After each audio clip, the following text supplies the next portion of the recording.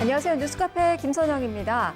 어제 과학기술정보통신부가 국회에 이 유료방송 사후 규제 법안을 최종 제출을 했습니다.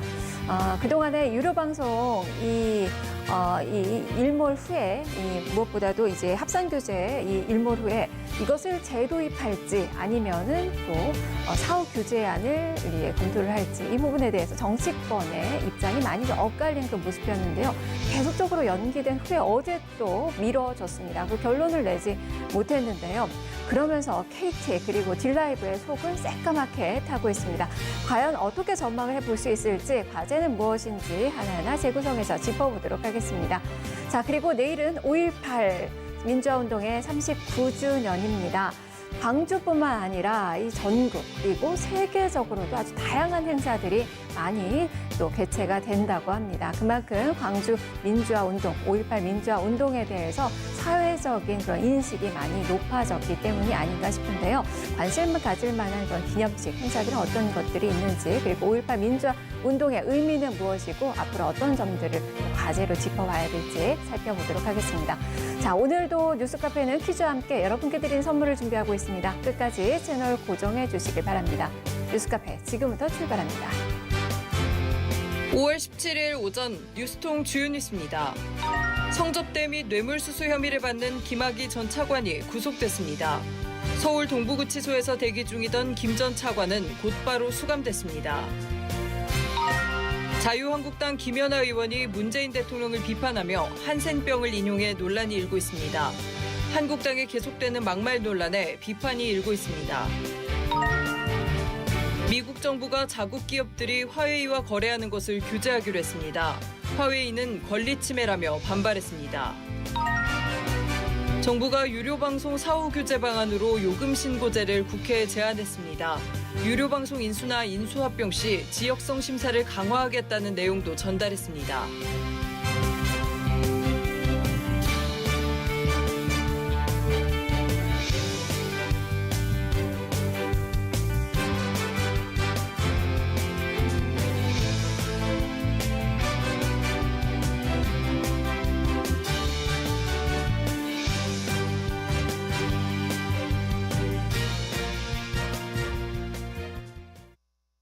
주요 뉴스를 재구성해보는 시간입니다. 오늘 뉴스토마토 중계 IT부 이지은 기자와 함께합니다. 이 기자 안녕하세요. 네, 안녕하세요. 네, 오늘의 이슈 확인해 보겠습니다.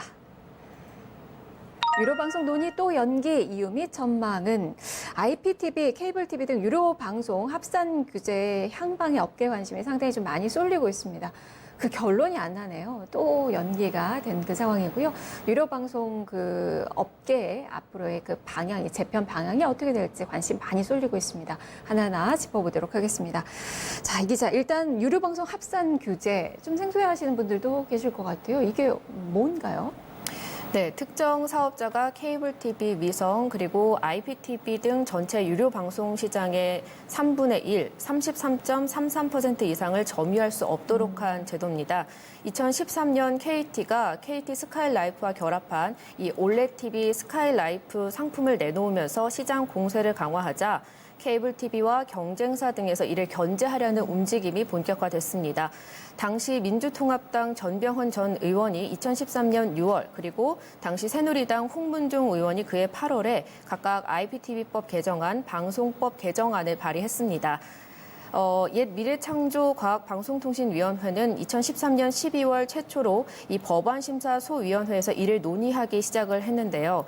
4차례 소위 끝에 2015년 2월 이 2개 법률 개정안을 의결했습니다.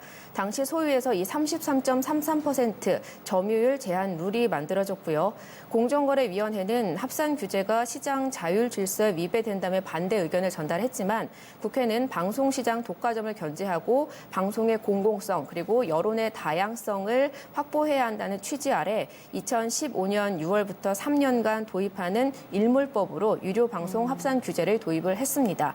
그리고 이 유료 방송 합산 규제가 지난해 6월 27일 일몰됐습니다. 네, 그리고 나서 지금까지 이제 논의가 되고 있는 그 상황인 거예요. 쉽게 말하면 이제 시장 점유율이 33%를 넘으면 안 된다라는 건데 다른 뭐 SKT나 LG U+는 해당 사항이 지금 없고 그렇죠. 지금 KT 같은 경우가 스카이라이프까지 합치면 이제 31%가 되니까 M&A가 지금 안 되는 상황이에요. 지금 31%, 2% 정도 좀 남아 있는 그 상황이고 그런데 지금 결론이 또 다시 오전 사실 좀 나올 줄 알았거든요. 네, 미뤄졌어요. 그 이유가 뭔가요? 네, 우선 이 정치권과 정부의 의견이 엇갈리고 있기 때문인데요. 정치권 입장이요.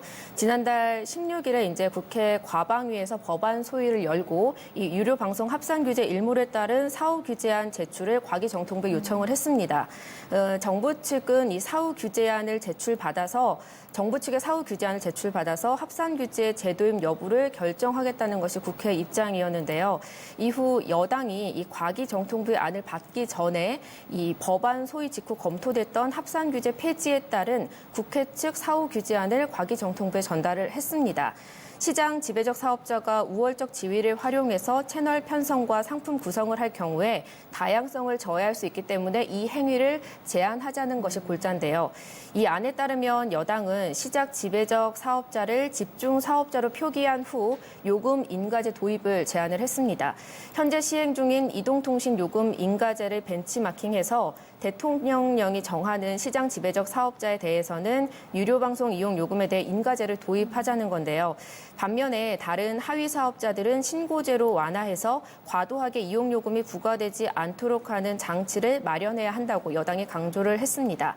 대기업과 그 계열 회사가 보유한 유료 방송 사업자 중에서 사업 규모, 시장 점유율 등을 판단해서 대통령령으로 시장 지배적 사업자 기준을 정하고요.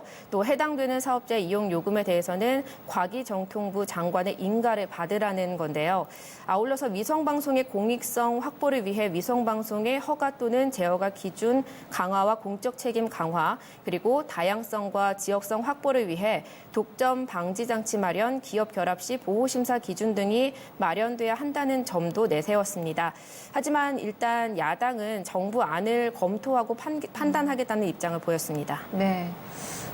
이 합산 규제 이 부분을 재도입하겠다는 건 아니고 그렇다면은 이제 사후 이 규제안을 내놓겠다는 건데 이제 그쪽으로 많이 좀 모아지고 있는 것 같아요. 의견이 좀 많이 엇갈리고는 있지만 그렇다면 이 사후 규제안이 새롭게 적용이 될 거라고 좀 보세요? 이제는 어떻게 보세요?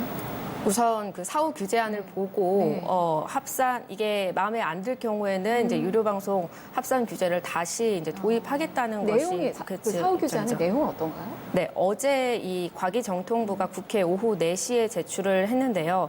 과기정통부는 기존 유료방송 합산 규제 등 시장 점유율 사전 규제를 폐지하는 대신에 공익성과 불공정 거래 문제가 발생할 때 제재하도록 하는 사후 규제 권한을 강화하는 방안으로 어제 안을 제출을 했습니다. 우선 내용을 보면 시장 지배적 사업자에 대해서는 요금 인가제를 주장한 국회와는 달리 유료방송 이용요금 신고제를 도입하자는 방안을 제시했는데요. 국내 유료방송 요금 수준이 해외 주요국 대비 높지 않고 또 결합 상품 중심으로 할인 경쟁이 진행되고 있어서 인가제 대신에 신고제나 승인제로도 충분하다는 것이 과기정통부의 입장입니다. 아울러서 시장 지배적 사업자를 지정한다는 국회 의견에 대해서도 다소 유보적인 입장을 보였습니다. 결합 상품의 경우에는 이 서비스 간 지배력 전이나 소위 끼어 팔기 논란을 방지하기 위해서 매출의 가입자 수 등의 기준을 대통령령으로 정하고 또 이 기준에 해당하는 사업자들만 정부 승인을 받도록 하는 안을 제출했는데요.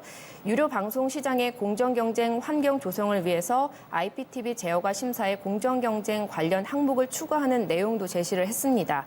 IPTV 필수 설비를 제공받을 수 있는 대상을 IPTV에서 전체 유료 방송 사업자로 확대하자는 안도 내놨고요. 아울러서 이 유료 방송의 지역성 강화를 위해서 유료 방송 인수합병 심사 시 지역 채널이 유지될 수 있게 심사 항목에 지역적, 사회적 그리고 문화적 기여 내용을 추가하는 내용도 담았습니다. 위성방송의 공공성, 공익성 강화 방안도 내놨는데요. 난시청 해소, 통일 대비 방송 등의 의무를 제어가 조건으로 부과하는 내용을 제시했고요. 또 도서상간 지역 방송 수신 지원을 위성방송 법적 책임으로 명시하고 정부 재정 지원 근거도 마련해야 한다고 했습니다. 다만 일부 국회의원이 요구했던 KT 스칼렛의 계열 분리는 신중할 필요가 있다는 의견을 어제 제출했습니다. 위성방송 대기업 소유 제한을 도입할 경우 재산권 침해로 위헌 소지가 있을 수 있고 또 무엇보다 외국인 투자자들에 의한 국가 소송이 우려된다는 것이 과기정통부의 의견이었습니다. 네, 계열 분리는 신중할 필요가 있다. 그리고 전체적으로 이제 이야기는 요금 인가제가 될지 이제 신고제가 될지 그 부분에 대한 그 논의가 좀 필요한 것 같은데 네. 의견이 좀 팽팽한 것 같아요.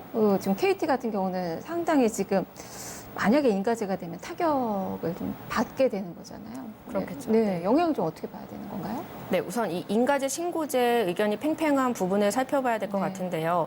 어제 합산규제 제도입 여부와 관련해서 최종 결정이 이뤄지지 않았습니다. 표면적으로 보면은 이 보완된 완성된 안을 가지고 오라는 것이 국회 측 의견이었고요. 또 속내를 보면 입장이 엇갈리는 것을 확인할 수 있었는데요. 과기정통부는 IPTV 케이블 PP 사업자를 불러서 의견을 청취한 결과를 어제 내놓은 겁니다. 하지만 이 국회와 입장이 갈라졌죠. 국회와 정부가 이 시장 지배적 사업자 선정 그리고 요금 인가제 신고제를 넣고 의견이 맞서고 있는데요. 국회는 시장 지배적 사업자를 선정하자, 과기정통부는 유보적인 입장이고요. 또 국회가 인가제를 내세우는 것과 달리 과기정통부는 규제를 풀어서 신고제로 제안을 한 상황입니다. 때문에 쉽사리 결론이 나지 않을 수 있다는 전망이 나오고 있습니다. 특히 국회는 사후 규제 방안 중 하나로 방통위도 이 과기정통부 규제안에 이해 관계자로 참여시키라는 조건을 내걸었습니다. 이에 따라서 방통위 의견을 포함한 안을 이제 다음 주 초에 제출하기로 한 건데요.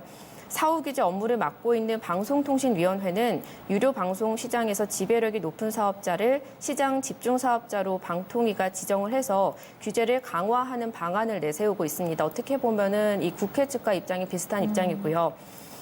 과기정통부와는 의견이 대치가 되는 부분인데요.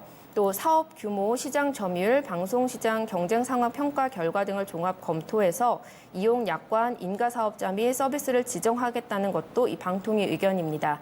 아울러서 방통위는 현행 유료 방송 요금 승인제를 그대로 유지하겠다는 입장을 보이고 있습니다. 과기정통부와 방통위 의견이 갈리는 가운데 국회도 이 제출받은 정부안을 대해서 나름 고민을 한 것 같지만 국회를 설득할 수 있을지라는 미지수일 것 같다라는 의견을 어제 보였는데요. 때문에 사후 규제안 통과 여부, 또 합산 규제 제도입 여부 등은 아직 방향성을 쉽게 찾기가 힘든 상황이고요. 또 인가제가 도입될 경우 KT는 어쨌건 정부의 규제를 네. 받기 때문에 상당히 힘들 것으로 보입니다. 부활은 피했는데 네. 만약에 이 사후 규제안으로 되면 KT 같은 경우는 합산 규제는 일단은 피하기는 했는데 요금 인가제가 되면 그 요금제에 대해서 또 정부의 또 허가를 받아야 되는 인가를 그렇죠. 받아야 되는 네. 상황이고 그러니까 이제 KT 같은 경우는 좀 타격이 불가피할 것 같고 뭐가 나은 거예요? KT 입장에서는 그래도 KT 입장에서는 어쨌건 이 합산 합산 규제보다는 규제를 피하는 네. 것이 가장 네. 최우선의 과제가 아닐까 싶습니다. 네. KT 얘기를 해보면 네. 그렇다면 합산 규제는 지금 상황에서는 안 될 수 있어 보이고 뭐 사후 규제안 쪽으로 갈 가능성이 지금은 조금 높아 보이는 게 아닌가 싶은데 그렇게 되면 딜라이브 인수는 또 가능하게 되는 거잖아요. 사후 규제로 가게 된다면 딜라이브 인수가 가능하겠죠. 네. 그 어떻게 가능성을 좀 어떻게 기자들은 어떻게 보세요? 그거는 이제 네. 정부랑 국회 측 의견이 갈리고 있기 때문에 네. 아직 합의안이 도출이 안 된 상황이기 때문에 이렇게 될 거다라고 지금 지레짐작하기에는 조금 네. 시기적으로 이른 것 같습니다. 준비를 좀 하고 있는 거죠, KT가. KT가 딜라이브 인수를요? 네. 네네. KT 지금 어쨌건 이 상황에서 제일 답답한 거는 KT일 겁니다. 국회에서 최종적으로 이제 합산 규제 일부 공식화할지 아니면 추가 연장할지 앞서 말씀드렸듯이 불확실한 상황이기 때문인데요. 결론적으로 말하면 사후 규제가 받아들여진다면은 이 합산 규제가 일몰되는 것이기 때문에 KT의 딜라이브 인수가 가능해질 것으로 보이고요. 반대로 합산 규제 재연장된다면 KT는 딜라이브를 인수할 수 없는 네. 상황입니다. 네, 그래서 우선 KT는 이 합산 규제가 4차 산업시대 핵심 분야인 콘텐츠 산업 진흥 그리고 인수합병을 통한 자율적인 미디어 시장 개편에 걸림돌이라는 의견을 재차 보내왔습니다. 특히 합산 규제는 KT에만 편파적인 규제라고도 언급을 했고요. 하지만 이 규제가 사후 규제로 가닥이 잡힌다면 KT의 딜라이브 인수 가능해질 텐데요. 업계에서는 일사천리로 인수가 진행될 것으로 진단을 하고 있습니다. KT도 공식적으로 유료 방송 사업의 경쟁력을 강화하기 위한 방안을 다양하게 검토 중이고 이 방안 중 하나로 딜라이브 인수를 검토하고 있다고 밝히기도 했습니다. 시장에서는 지난해부터 KT가 딜라이브 인수 검토한 것으로 보고 있는데요. 실사를 진행을 했고 또 최근에는 업데이트된 지난해 실적을 바탕으로 딜라이브 추가 실사도 이어온 것으로 알려졌습니다. 또 실사 결과 실무팀에서는 딜라이브를 인수하는 쪽으로 결론을 내린 것으로 관측이 되고 있는데요. 아직 최종적인 내부 의사 결정이 남아 있습니다. 하지만 인수 의지가 줄어들 가능성은 현재로서는 적은 상황입니다. 네, 이게 이제 결론이 나오면 딜라이브 인수에 이제 들어갈 것이다라고 이제 많은 분들이 좀 보고 계시는 것 같아요. 자, 그렇다면 지금 사후 규제 방안 뭐 이런 부분에 대해서 업계 반응은 좀 어떻습니까? 네, 우선 당장 규제가 어제 이제 오후에 나왔기 때문에 업계별로 어떤 첨예하게 입장을 내고 있는 상황은 아닙니다. 우선 KT는 사전 규제격인 합산 규제 대신에 사후 규제에 대해서는 대체로 찬성을 하는 입장입니다. 당장 인수합병이 가능해져서 2위, 3위 사업자와 같이 규모의 경제를 실현할 수 있기 때문인데요. 다만 다른 IPTV 사업자들은 적극적인 찬성 또는 반대 입장을 내비치고 있지는 않습니다.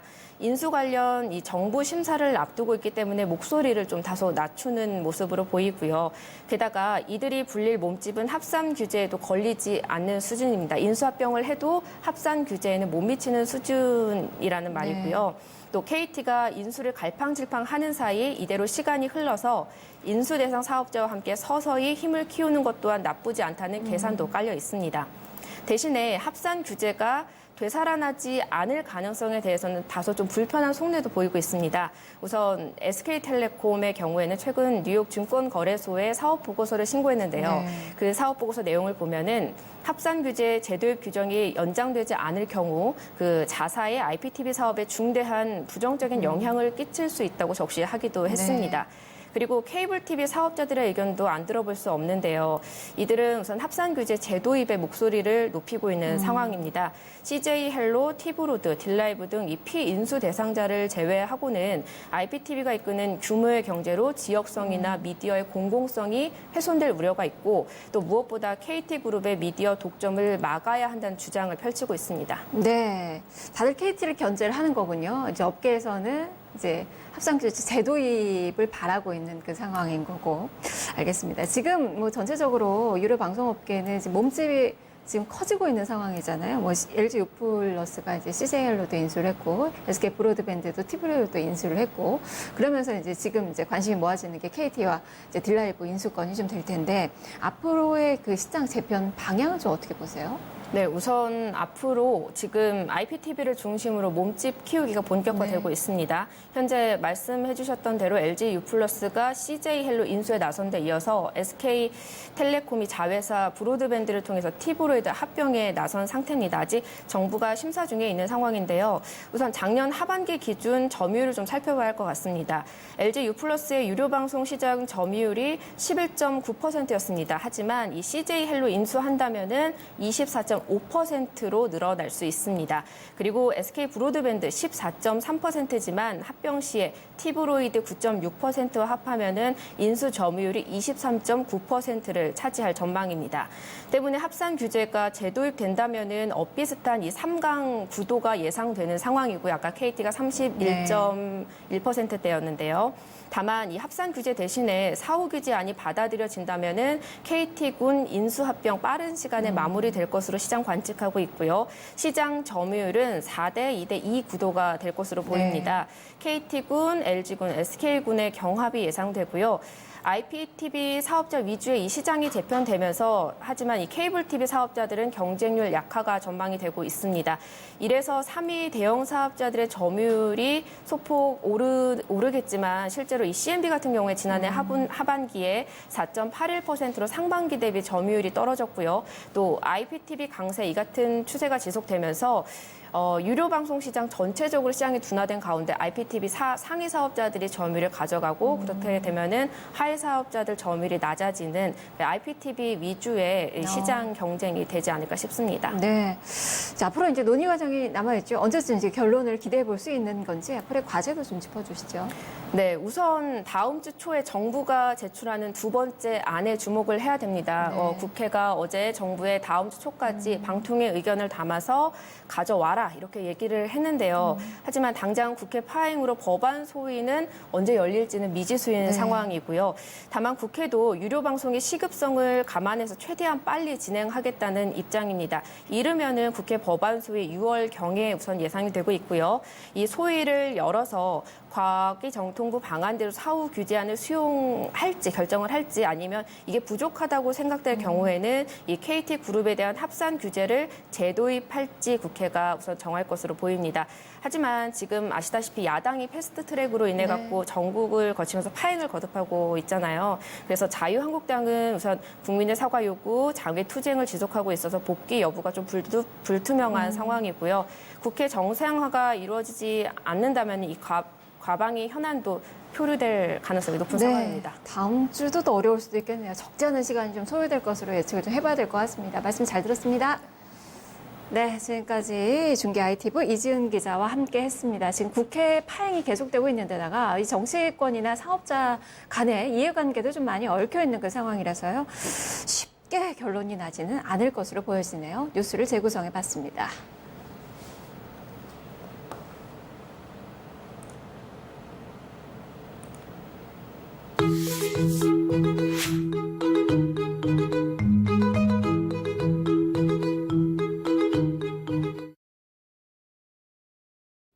네, 대한민국 최고의 뉴스 포털 뉴스통 5월 17일 시작합니다.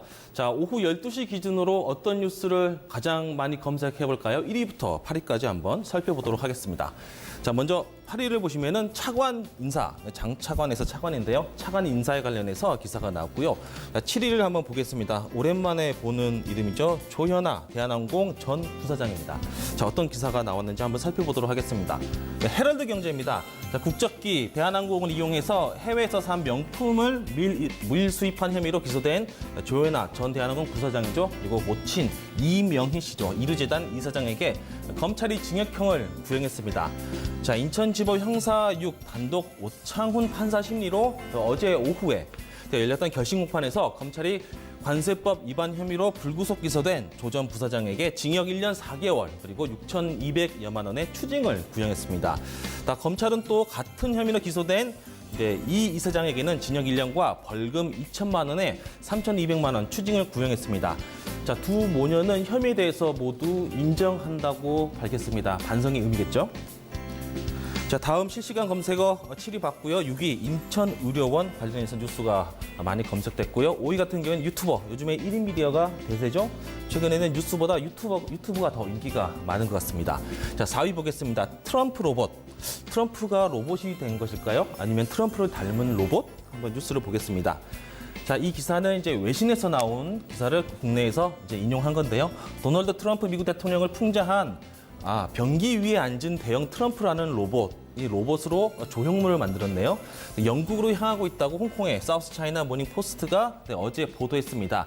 트럼프 모양의 로봇을 만들어서 변기 위에서 일을 보는 장면 그리고 스마트폰으로 트위터를 하는 장면을 정치적인 퍼포먼스로 이렇게 제작했다고 하네요. 자, 문제의 로봇을 제작한 인물이 바로 미국 사람입니다. 필라델피아에 사는 돈 레셈이라는 사람인데요. 그는 이제 공룡 전문가인데 공룡 조형을 많이 만들고 그런 기술로 인해서 트럼프 조형을 만들어서 이렇게 정치적인 퍼포먼스를 한 거죠. 반 트럼프 운동가로 많이 알려져 있습니다. 그는 자비를 들여서 이 로봇을 제작했는데 제작비가 우리 돈으로 3천만 원 정도 달합니다. 그는 이 로봇을 인건비가 싼 중국 쓰촨성에서 제작해서 현재 영국에 전시하기 위해서 비행기로 나르고 있는 것 같습니다. 자, 미국에서는 언론의 자유가 보장됐기 때문에 이렇게 정치적인 퍼포먼스가 가능한데 우리나라라면 어떨까요? 가능할까요? 한번 생각해 볼 만한 문제인 것 같습니다. 자, 4위까지 이제 트럼프 로봇을 봤고요. 그럼 3위로 세 번째로 많이 검색한 거 KDI, 우리나라 경제 성장률 관련해서 어떤 보고가 나온 것 같습니다. 2위 어제 가장 뜨거웠던 뉴스죠. 이재명 경기지사 재판 관련해서 한번 보겠습니다. 뉴시스 기사입니다. 자, 어제 재판은 일단 무죄가 나왔습니다. 예상을 깬 판결이라는 이야기도 많죠. 직권남용 공직선거법 위반 혐의로 기소된 이재명 경기지사가 어제 1심 법원에서 무죄를 선고받았습니다. 경기도정에도 힘이 실리게 될 전망이다. 이 기사를 보면은 아무래도 이제 무죄 쪽에 좀 많은 힘을 좀 실어준 그런 내용으로 보이는데요. 당장 도청 안팎에서는 이제 합리적인 판단을 내렸다. 이렇게 지지하는 사람들의 의견을 많이 실었고요. 일제히 환영의 뜻을, 그리고 도청이 앞으로 도정이 이제 구심력이 급속히 강화되는 모습이다. 이렇게 이야기를 하고 있습니다. 만약에 유죄가 선고됐다면은 정치적인 타격이 매우 컸겠죠. 물론 음모설도 많이 나오고 있지만은 일단 법원은 무죄를 선고했습니다. 도정 차질이 불가피했을 뻔했던 이 지사로서는 그야말로 큰 산을 넘었습니다.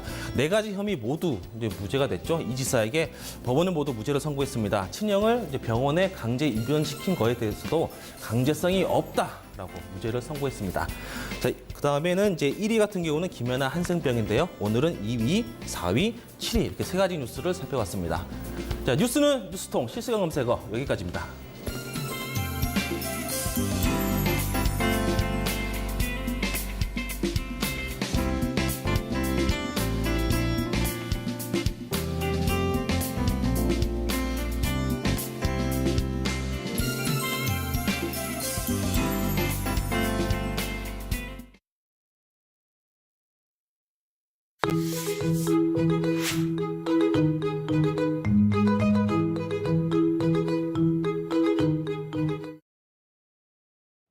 뉴스통 한라인 시간입니다. 내일은 5.18 민주화운동 기념일입니다. 전국 각지에서 이제 행사를 좀 준비를 하고 있다고 합니다. 내용들 좀 짚어보도록 하죠. 청와대 춘추관 연결해 보겠습니다. 정치부 최한영 기자입니다. 자, 최 기자, 5.18 민주화운동 과연 어떤 의미가 있는 건지부터 좀 짚어주시죠. 네, 5.18 기념재단에 따르면 5.18 광주 민주화운동은 지난 1980년 5월 18일부터 27일 새벽까지 당시 신군부 세력의 지휘를 받은 계엄군 진압에 맞서서 광주 시민과 전남 도민이 비상계엄 철폐, 유신 세력 척결 등을 외치면서 죽음을 무릅쓰고 민주주의 쟁취를 위해 항거한 역사적 사건을 말합니다. 5.18 당시 계엄군이 전남대 정문 앞에서 학생들을 구타, 연행하고 이를 만류하려던 시민들까지 폭행을 하면서 촉발된 5.18 민주화운동은 전남 도청 앞 계엄군 집단 발포 등을 거치면서 규모가 커졌습니다. 27일 새벽 4시 계엄군이 다시 전남도청에 진입하면서 막을 내렸습니다. 현재까지 정확한 희생자 규모도 파악이 되지 않고 있는 상황인데요. 말씀하신 의미에 대해서는 5.18 민주화운동은 이후 한국 사회에서 지속적으로 전개된 민주화운동의 큰 원동력이 됐다라는 평가를 받고 있습니다.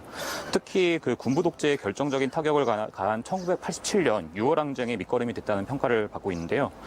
95년 5.18 특별법이 제정이 되고 전두환, 노태우 두 전직 대통령을 비롯한 92명이 내란 등의 목적으로 처벌받는데도 5.18 민주화운동이 큰 역할을 했습니다.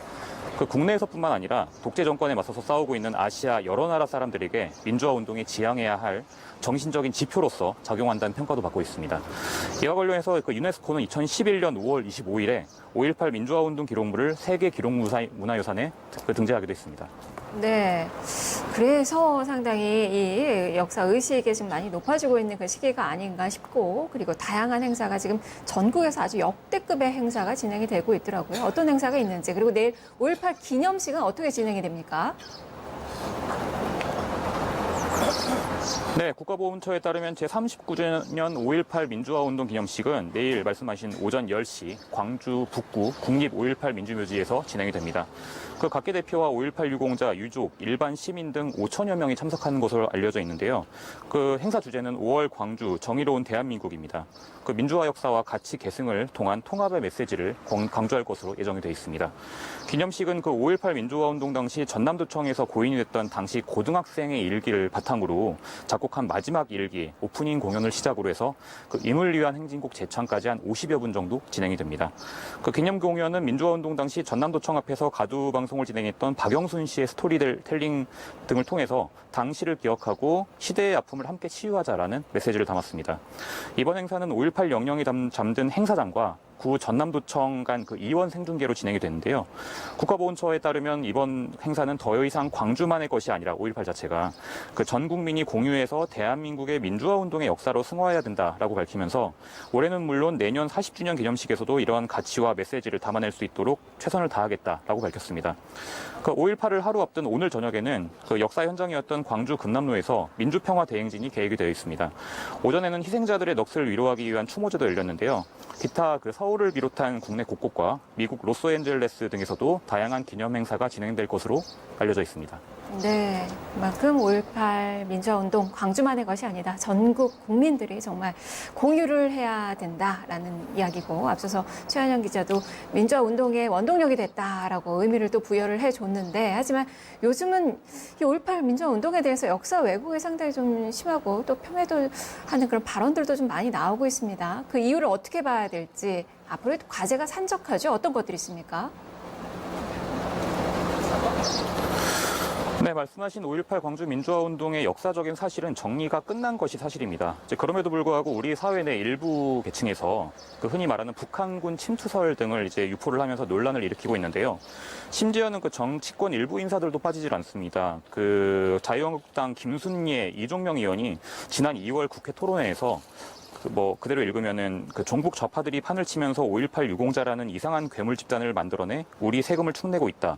혹은 5.18 폭동이 민주화 운동으로 변질됐다라는 등의 주장을 하기도 했습니다. 한국당에서는 이 징계 절차를 진행을 하겠다라고 공언을 했지만은 아직까지 한국당 당내 논의는 좀 지지부진한 상태로 보입니다.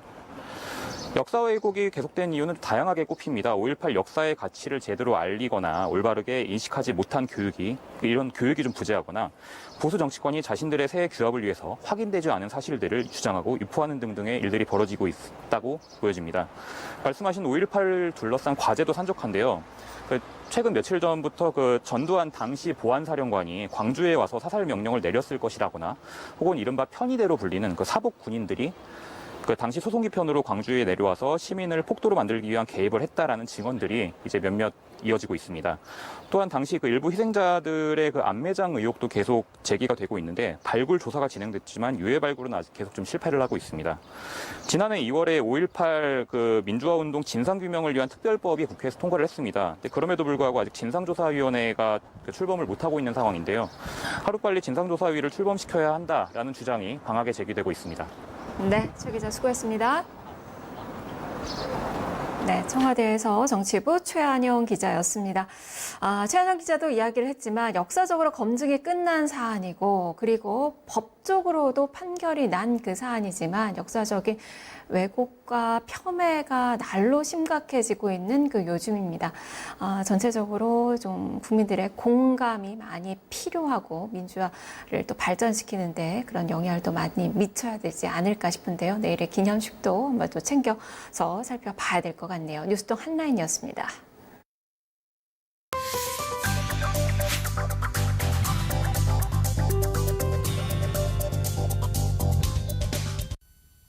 매년 새로운 기술, 새로운 게임 소식은 항상 들려오는데요.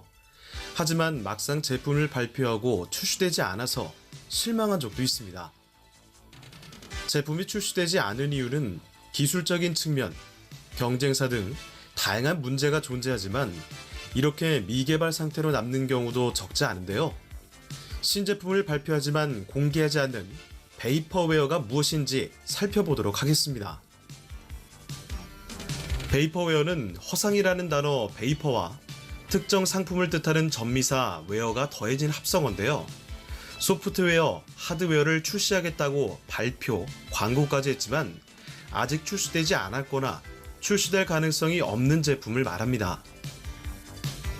단순하게 예산 혹은 기술이 부족해 실제로 소비자들에게 선보이지 못하는 경우도 있지만 기업에서 사용하는 하나의 마케팅 전략이기도 합니다. 베이퍼웨어가 기업에서 사용하는 하나의 마케팅 전략인 만큼 사회적으로도 다양한 영향을 미치게 되는데요. 예산, 기술의 부족이 아니라면 주로 경쟁에서 우위를 차지하기 위한 수단으로 사용하게 되죠. 허위의 제품을 통해 소비자들의 시장 선점을 목표로 하게 되면서 출시된 기술의 판매를 방해할 뿐만 아니라 신기술을 출시하는 데에도 영향을 주어 공정 경쟁을 방해하게 됩니다. 반면에 베이퍼웨어를 통해 제품 기술이 출시 전 소비자에게 알려지면서 트렌드를 선도할 수도 있고 기술 전망도 파악하기 쉬워지는데요. 단, 실제로 출시되지 않는다면 신뢰도를 잃기 쉬워진다는 단점이 있습니다. 따라서 무작정 베이퍼웨어를 주장한다면 기업이 나아가는 방향에서 부정적인 영향을 받게 되므로 신중하게 결정해 마케팅을 실현하는 것이 좋습니다. 베이퍼웨어 전략을 사용하게 되면 독점적인 위치를 구축할 수 있는데요. 대표적으로 컴퓨터 소프트웨어 회사의 경우 다음 세대에 나오는 베이퍼웨어는 그 뒤 한 세대 뒤인 컴퓨터 시장의 흐름을 가져갈 수 있습니다. 특히 3G, 블루투스, 전기 자동차는 베이퍼웨어의 성공 사례인데요.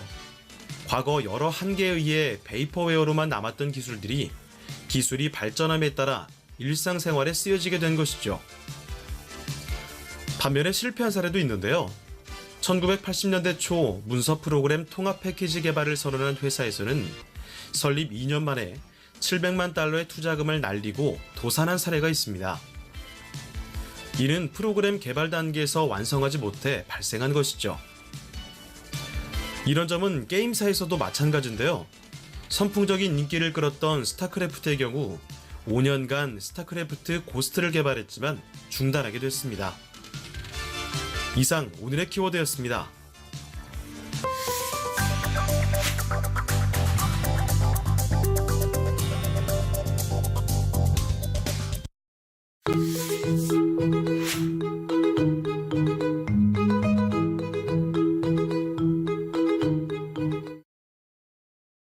토크합니다 시간입니다. 금요일입니다. 선문현답 시간 더불어민주당 김현 사무부총장 이 자리에 모셨습니다. 안녕하세요. 네, 안녕하세요. 네, 어제 이재명 경기도지사 1심에서 직권남용 선거법 위반 모두 무죄가 나왔어요. 사실 일부 좀 무죄가 나오지 않을까 저는 이제 생각을 했는데 완전하게 깨끗하게 이렇게 무죄가 나왔습니다. 이제 앞으로 당의 입지가 좀 높아지겠죠. 어떻게 보세요, 어제 판결? 네, 아무래도 사실은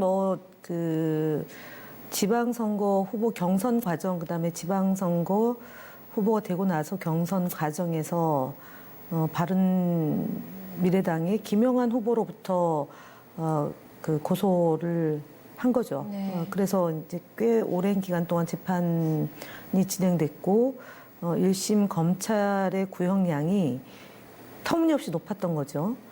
지금 제목이 일단은 선거법으로 3개고 그다음에 이제 친형 강제 입원으로 해서 이제 어저께 재판 결과가 나왔는데 저는 개인적으로 2개 그 선거법 위반하고 직권남용 둘 다 무죄다라고 본 것은 일단은 강제 입원이 아니라 그 치료를 받기 위해서 성남시장 시절에 했던 일인데 그때 당시 거슬러 올라가면 굉장히 국민들로부터 박수를 받았던 일입니다. 형의 문제에 대해서도 단호하게 시장으로서 조치를 한 것이다라고 했었는데 갑자기 이것이 무슨 직권남용이라는 제목으로 기소가 되는 것 하고요. 그다음에 그 대장동 개발 업적 관련하고 검사 사칭 전력 이런 문제인데 사실은 TV 토론 과정에서 그러니까 공방이 오고 간 대화를 가지고 선거법 위반으로 기소가 된 경우가 제가 그렇게 기억에 없습니다. 사실은 그러니까 좀 사실관계에 부합되지 않은 주장을 할 수도 있어요. 근데 그것이 TV 토론이라는 하나의 그 매체를 통해서 나가는 거고, 그래서 어쨌든 무리한 기소에 대해서 재판부가 무죄 선고를 했는데 지난 이제 검찰 기소 단계에서 그 당에 부담이 된다고 해서 백의종군 하겠다라고 본인이 선택한 것이고 최고위원회에서는 이제 추인을 한 것이죠. 그래서 1심 무죄가 선고가 됐기 때문에 본인이 어떻게 할 건지에 대한 판단을 가지고 이제 당에서 평가를 할 거고요. 그다음에 당내 입지나 아니면 국민들에서의 이재명 도지사에 대한 판단은 그동안 이제 뭐 가짜 뉴스도 많이 있었고, 그다음에 경기도지사가 저희가 근 20년 만에 저희 소속 자치단체장이 된 거기 때문에 해야 될 산적한 현안이 많죠. 그래서 도정의 공백 또 걱정을 많이 했는데 이후에 어쨌든 지난 선거 때 공약했던 많은 과제들을 좀 차질 없이 그리고 속도 있게 진행할 수 있는 계기가 되지 않았나 싶습니다. 네. 일단 그동안에서 이제 민주당에서 백의종군 하셨고, 이제는 정말 의혹을 싹 털었기 때문에, 앞으로의 또 행보가 또 많이 주목이 되고 있는데, 지금 1심이에요. 뭐 앞으로 또 남아있고, 검찰은 지금 불복해서 항소를 한다고 하고, 항소심에서 이게 바뀔 가능성은 없는 건가요? 제가 볼 때는 뭐 크게 논란이 될 건 없을 거라고 봅니다. 왜냐하면 무슨 새로운 증거가 나온다거나 아니면은 기존에 이제 그 증언을 했던 분의 판단이 뭐 다 똑같은 말로 종합할 수 있는 성격이 아니어서 그 다음에 이제 그 형님이 문제가 있다라는 그 뭐 대화록이나 녹취록 이런 것들이 나오고 그다음에 진료를 받았다라는 그런 것이 이전에는 사실은 검찰이 입맛에 따라서 증거를 그 외부에 노출을 시켰던 적이 많습니다. 근데 이번에 재판 과정에서 밝혀지지 공개되지 않은 내용들이 나옴으로 인해서 재판부도 굉장히 그 검찰의 그런 그 무리한 기소에 대해서 여러 차례 걸쳐서 이제 제기를 했던 것이고 두 번째는 그 제출하지 않은 자료들을 재판부에서 제출토록 해서 이재명 도지사 측이나 변호인단이 그걸 꼼꼼히 살펴봤던 게 있기 때문에 결정적인 검찰이 무슨 스모킹 건이라고 얘기하는 그런 것이 없는 한 뭐 제가 볼 때는 1심 결과가 뒤집힐 확률은 거의 없다라고 봅니다. 상당히 검찰에서 이제 강하게 수사를 했는데 그럼에도 불구하고 이렇게 이제 결과가 나와서 이제 크게 항소심 결과가 바뀔 가능성은 또 다들 뭐 없는 것으로 또 많이 네. 법적으로도 좀 보고 있는 것 같더라고요. 정말 주의를 보지 않고 딱 사건만 보고 판결한 결과다라고 많이들 인식을 하고 있는 것 같습니다. 판사의 판결은 그렇게 돼야 됩니다. 그러니까 참여정부 때 재판에서 증거를 가지고 재판을 해야 된다라는 걸 도입을 했는데 이재명 도지사 판결을 보면서 김경수 도지사의 1심 판결이 얼마나 부실했는지를 다시 한번 보게 되는 계기가 되지 않았나 싶습니다. 네. 예. 자, 다른 이야기를 좀 해보죠. 지금 인터넷을 뜨겁게 달구고 있는 게 검색어 아침에도 보니까 김연아 의원 또 막말입니다. 이번 한센병 얘기가 나왔어요. 지금 정치권이 발칵 뒤집혔는데 뭐 지금 뭐 나경원 원내대표의 저도 처음 듣는 뭐 달창 이런 발언도 있었고 뭐 이정휘 대표 같은 경우도 뭐 사이코패스 뭐 이런 이야기도 했고 이렇게 정치권의 막말이 계속 됩니다. 이건 어떻게 보세요? 일단은 이정미 대표가 적절했는지에 대한 뭐 판단은 국민들이 하면 될 거라고 보고 사이코패스다라고 얘기한 게 아니라 사이코패스 수준이라고 얘기를 했죠. 왜냐하면은 5.18 그 망언에 대한 징계 절차도 제대로 안 밟고 있는 거고요. 그다음에 그 징계를 받은 김순례 의원이나 김진태 의원에 대해서는 시간을 끌다가 미적미적하다가 솜방망이 처분을 했지 않습니까? 네.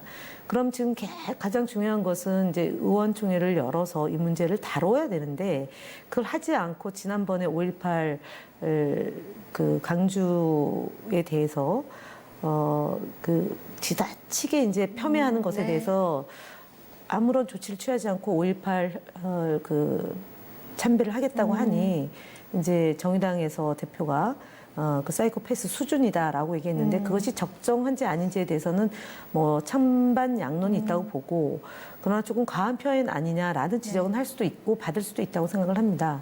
그런데 그것을 공개 방송에서 방송 토론에 나가서 이정미 대표와 또는 정의당 측 관계자랑 토론도 아니고 저희 표창원 의원하고 토론하는 과정에서 본인이 절제되지 않은 감정 표현을 그렇게 노출시키는 것은 제가 볼 때는 공인으로서 자격이 없다라고 보고요.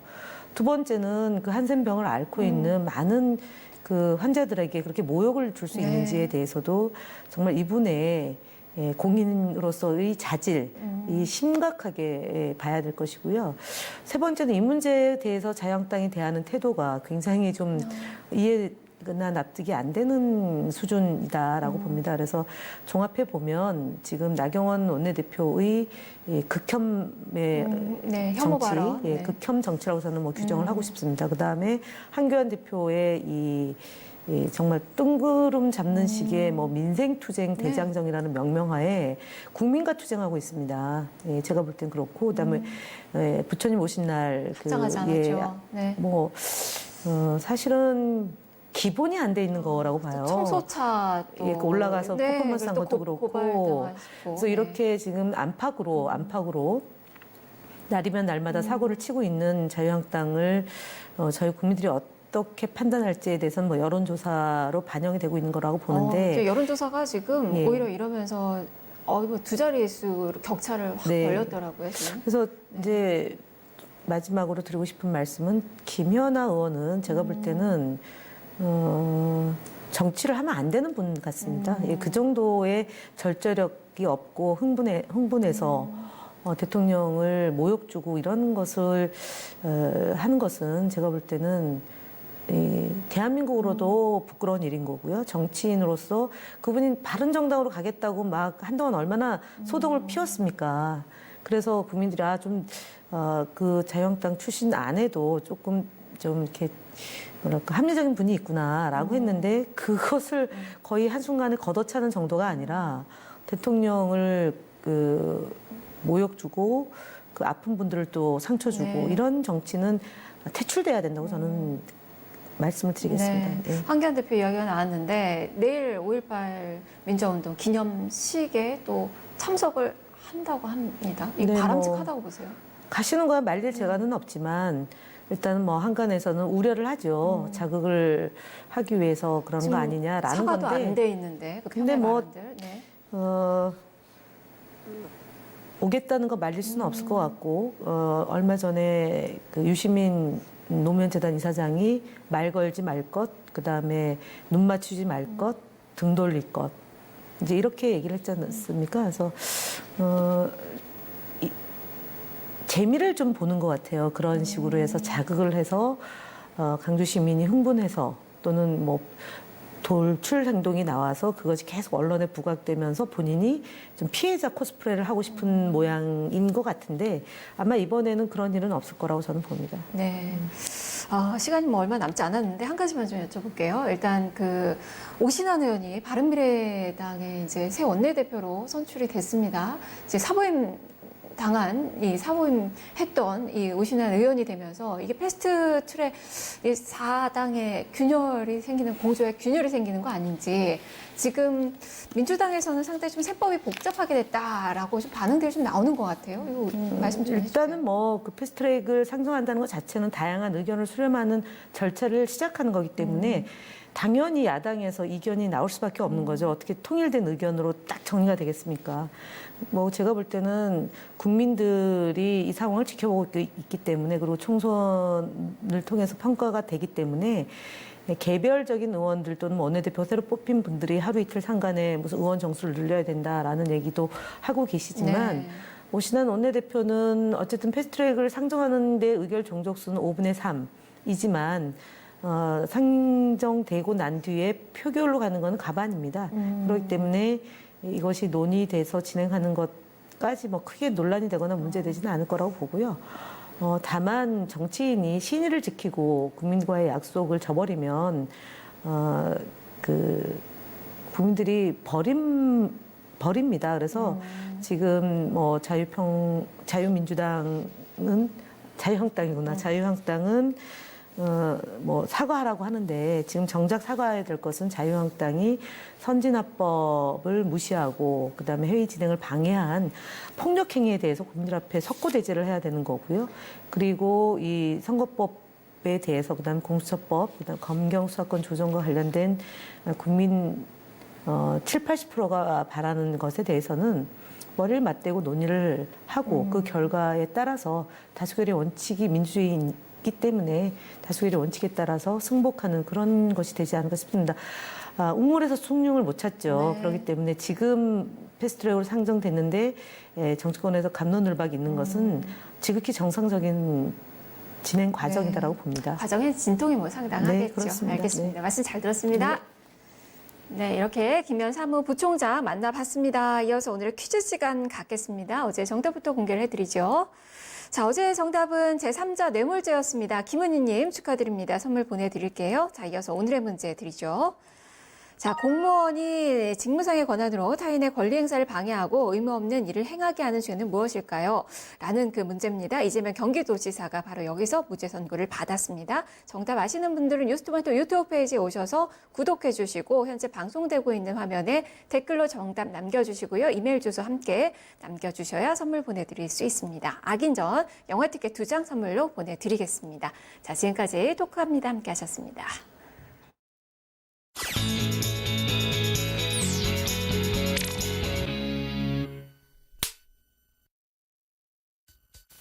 김재범의 무비게이션입니다. 강력한 영화 제목이 먼저 눈에 들어옵니다. 악인들이 많이 등장합니다. 모두가 악마 같은 악인들입니다. 현실에서는 결코 만나기 싫은 이 사람들. 하지만 영화에서라면 얘기가 달라집니다. 영화 속 악은 관람의 재미를 끌어올리는 아주 좋은 소재입니다. 지난 14일 개막한 칸 국제영화제 초청작, 영화 악인전입니다. 영화 악인전은 3명의 악인이 물고 물리는 관계를 속도감 있게 그려냅니다. 영화에는 한 명의 조직폭력배 보스, 한 명의 경찰, 그리고 한 명의 악마와 같은 연쇄살인마가 등장합니다. 모두가 이견이 필요 없는 악인들입니다. 우연히 연쇄살인마의 표적이 되었다 살아난 조직폭력배 보스 장동수, 그리고 그 연쇄살인마를 잡기 위해 혈안이 된 강력반 형사이자 미친 개로 알려진 정태석, 이니셜 K로 불리는 의문의 연쇄살인마 강경호. 강경호는 동기나 살인 패턴 등이 규정되지 않은 무자비한 연쇄살인마입니다. 이들 세 남자의 쫓고 쫓기는 추격이 시작됩니다. 그치 말이지.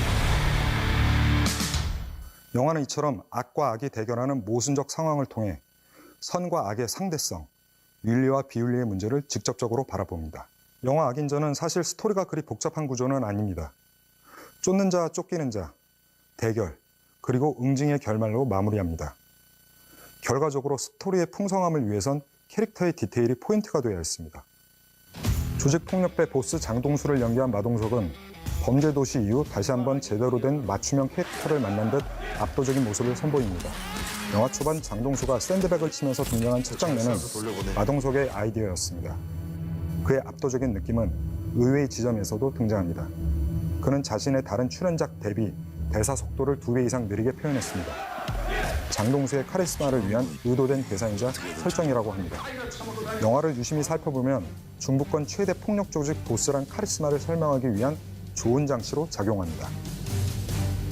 태석을 연기한 김무열은 마동석과의 케미를 위해 촬영 전 무려 15kg의 몸무게를 증량했다고 합니다. 15kg를 쪘어요. 때문인지 영화에선 마동석과의 대결에서 결코 밀리지 않는 모습을 선보입니다. 영화 속 배경인 천안으로 내려가 실제 관할 경찰서 형사분들과의 인터뷰에서 디테일을 잡아내기도 했다고 합니다.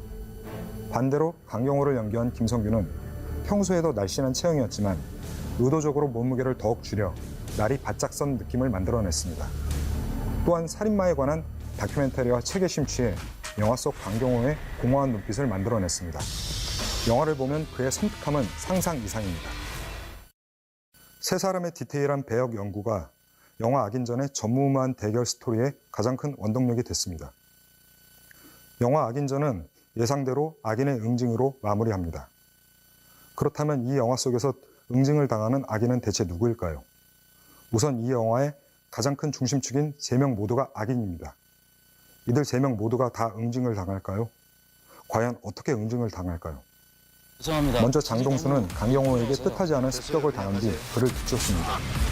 복수를 위해서입니다. 지역을 주름잡는 조폭 보스로서 깎인 체면을 세우기 위해서입니다. 결과적으로 그는 자신의 목적을 달성합니다. 내가 잡는 게 빠를 것 같아. 그 과정은 관객분들이 예상하는 것처럼 화끈하고 묵직하고 또 잔인합니다. 해석은 강력반의 골칫거리로 불릴 정도로 무대뽀입니다. 하지만 사건을 바라보는 촉만큼은 누구보다 뛰어납니다. 촉이 발동하면 물불을 가리지 않습니다. 강용호에 대한 냄새를 맡은 뒤 그를 잡기 위해 동수와 손을 잡습니다. 원하는 게 뭐냐? 물론 태석 역시 자신의 목적을 달성합니다.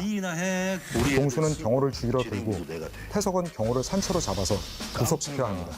형사랑 그리고 둘 다 목적을 달성합니다. 마지막에는 그럼 경호는 죽었을까요? 아니면 살았을까요?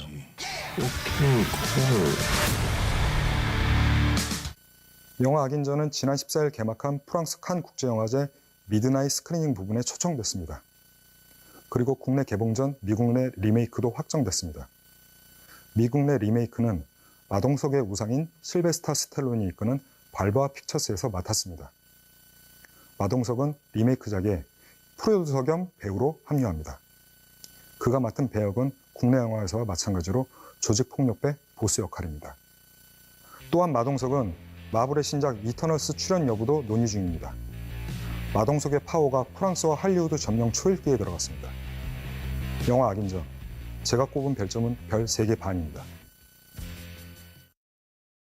김선영의 뉴스카페 오늘 준비된 순서는 여기까지입니다. 자, 다음 주에 뉴스카페는 좀 더 새로워집니다. 기자들이 발로 뛰는 현장들을 많이 보여드리려고 하는데요. 자, 많이 또 기대해 주시길 바랍니다. 편안한 오후 시간 되시고요. 다음 주에 뵙겠습니다. 함께해 주신 여러분 고맙습니다.